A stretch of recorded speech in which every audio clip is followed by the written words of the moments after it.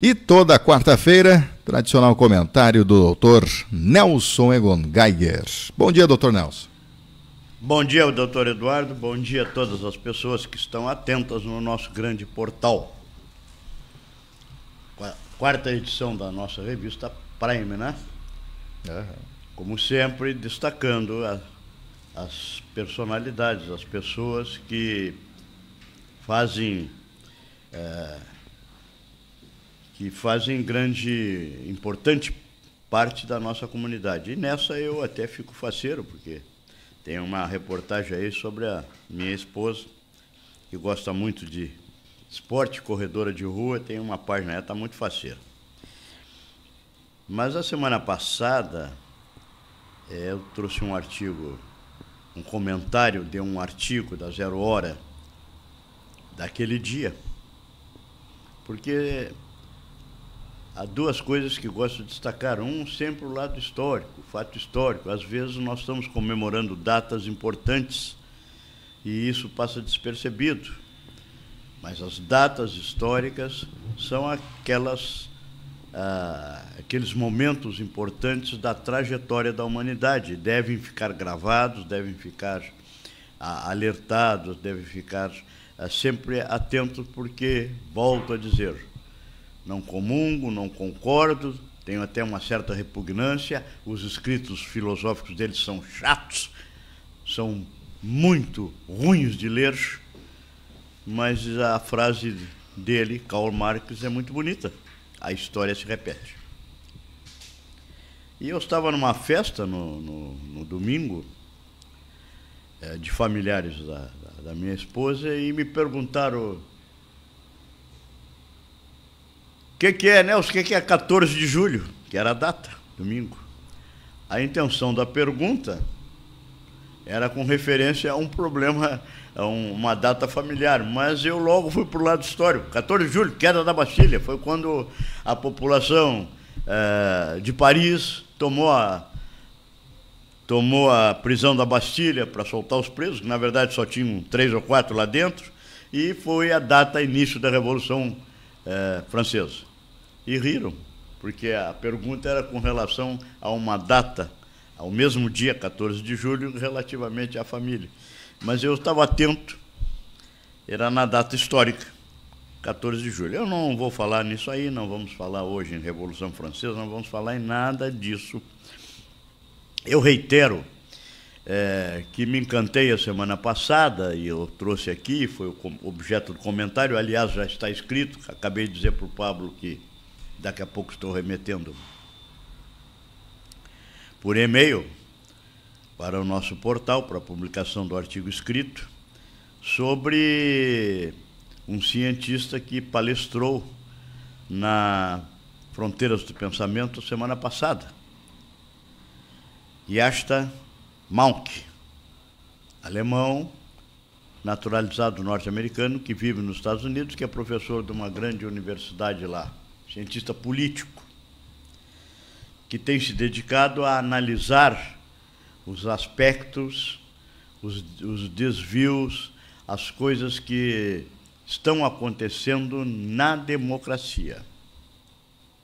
E ele, até mencionei um livro dele aqui, mencionei o livro dele, A Armadilha da Identidade, e falei no comentário que já ia tentar comprar o livro.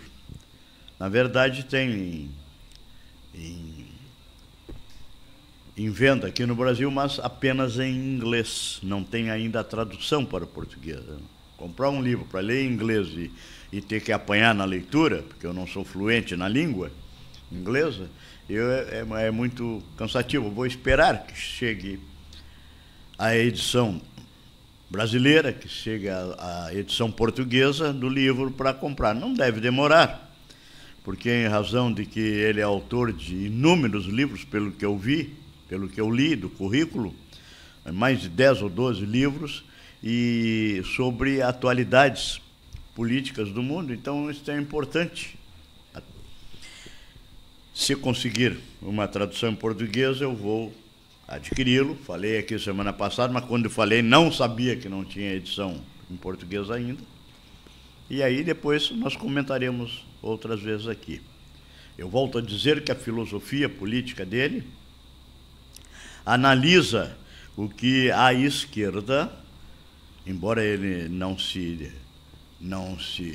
qualifique como direitista, ele também não se qualificou como esquerdista, ele apenas diz que, lamentavelmente, a esquerda hoje, na exaltação que vem fazendo, mundo afora, a esquerda que está por aí no mundo, vem fazendo com relação a aspectos da identidade, que isso, em vez de unir, acaba trazendo o desagregamento.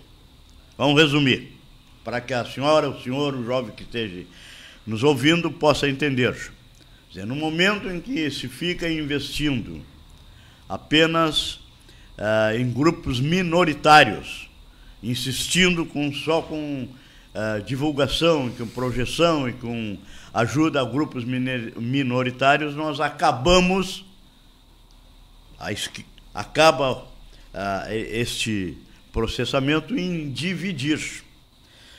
E eu tenho dito aqui, não foi uma vez, nem duas, foram várias e continuo dizendo, mas dividir exatamente é o objetivo da esquerda. A esquerda ainda usa aquela velha filosofia do dividir para reinar, tem interesse de que fique as pessoas, fique a nação, o povo, discutindo ideias minoritárias, discutindo conjuntos minoritários e não se preocupe com desmandos governamentais. Desmandos governamentais que é exatamente o que prejudica as nações. Quer dizer, olha, uma coisa é a pessoa ser um filântropo, é a pessoa ter muito dinheiro, ter muitas condições e dividir aquilo que tem, auxiliar os outros espontaneamente, sem se preocupar com o que tem. Isso é filantropia. Isso é uma coisa, mas o governo não pode ser assim. O governo tem que ser, como administrador de toda a nação, tem que ser uma espécie de gerente. Tem que cuidar das finanças para que não se acabe, que não termine, que não aconteça o que está acontecendo aqui do lado, na Venezuela, que estava acontecendo até pouco tempo na Argentina, e que já teve problemas no Brasil, de 2003 a 2000, vamos deixar bem claro, a 2016, já tivemos esses problemas. Desmandos administrativos sempre tiveram, mas os desmandos administrativos da esquerda são intencionais. Às vezes, desmandos administrativos direitistas também têm má intenção de apropriação dos que estão ocasionalmente no governo de recursos públicos, desvios, coisas parecidas. Mas os da esquerda têm um outro motivo. Tem o motivo da desagregação da população, em resumo, da desagregação da nação. Ontem mesmo, uma manifestação do primeiro mandatário, de que não sabe que necessidade de controlar ou não os gastos, pronto, o dólar já subiu. É essa irresponsabilidade governamental que a esquerda tem por aí afora. É por isso que a Venezuela, um dos países mais ricos da América do Sul, a questão de 40 anos atrás, está na miséria que está.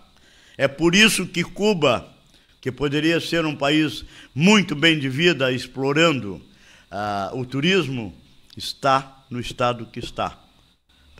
Já falei aqui e repito, em Cuba tem moeda diferente.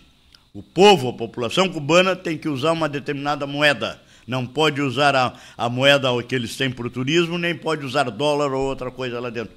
Esses desmandos esquerdistas, insólitos, insensatos, desequilibrados, incompetentes, é que estragam e desmancham com os governos.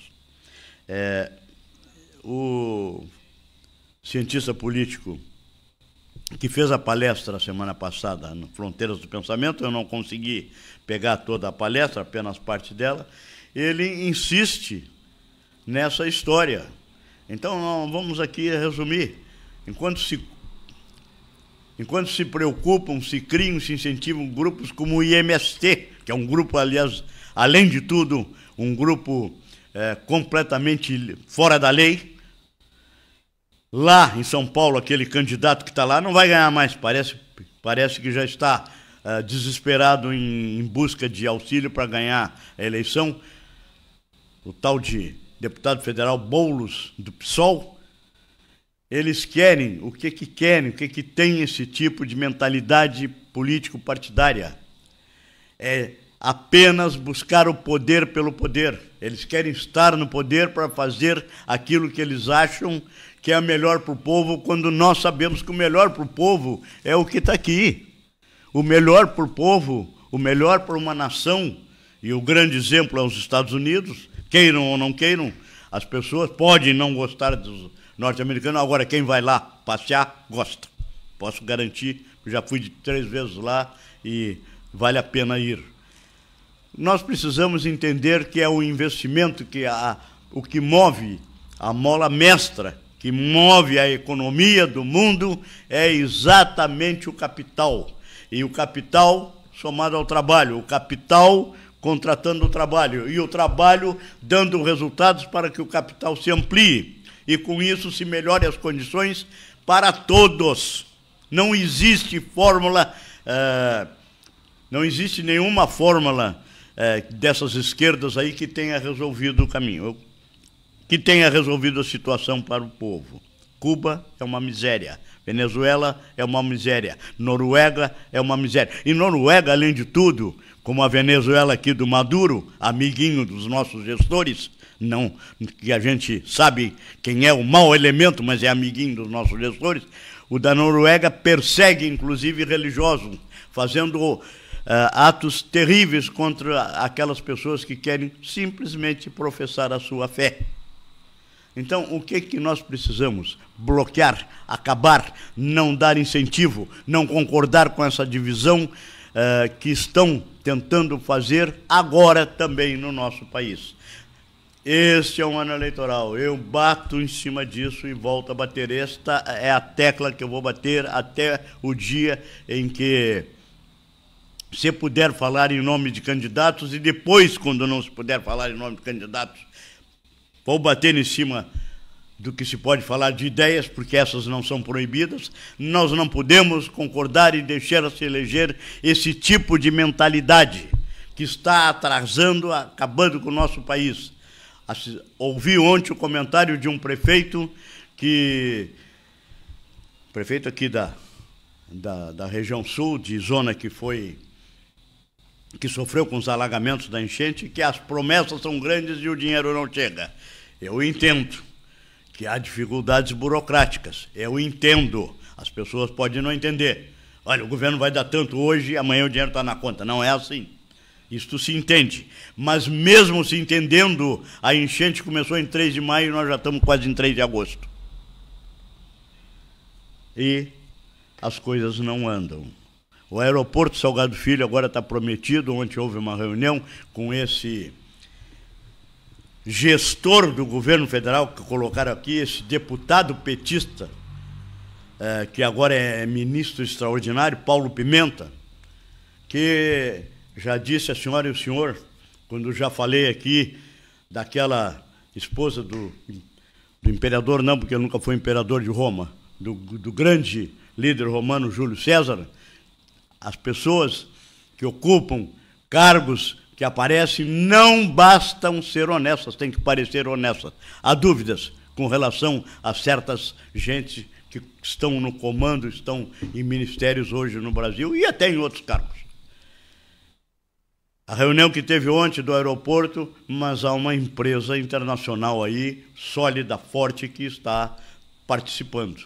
Não dependemos exclusivamente de dinheiros do nosso governo, porque senão não sei se o aeroporto seria aberto tão cedo. Mas o que eu ouvi um prefeito dizendo que só prometem e o dinheiro não chega. Eu vou mais longe. Ainda bem que o nosso governo estadual, não votei no primeiro turno, não votei eu votei sim, por causa do vice, no nosso governador Eduardo Leite, ainda bem que ele está agindo independentemente de se vincular com esse interventor descaradamente colocado aqui como se fosse um ministro para ajudar. Isso não está ajudando coisa nenhuma. Nós precisamos cuidar das nossas coisas. Nós precisamos entender que o povo precisa de trabalho, que com o trabalho se enriquece uma nação. Assim se construíram grandes nações e os Estados Unidos é um grande exemplo. Não sou um americanófilo, não estou aqui só para defendê-los, mas a forma de conduzir a economia deles, a forma séria, tem deixado o país em condições que nós não estamos vendo no Brasil. E quando começamos a ver, infelizmente, vem um desgoverno incompetente como esses que estão aí, então temos que aproveitar o ensejo do ano eleitoral para votar contra. Vejam bem, aqui em Porto Alegre, imagine se entregar a capital gaúcha para a candidata que está tentando ali, está muito faceira, porque está com 30%. Para nível de Rio Grande do Sul, é os 30% que ela vai ter no segundo turno também, não vai ganhar a eleição de ninguém na capital. Nós não podemos deixar em nenhuma cidade grande do Brasil, em nenhuma cidade grande do nosso estado, que ganhe esse tipo de partido, PT, PSOL, PCdoB, PV, PCO, até uns outros meio coligados que estão aí, uma parte lá no Nordeste a parte corrupta do PMDB, do MDB, que está lá no Nordeste, aqui no Sul não se mistura. Não podemos deixar que essa gente ganhe a eleição.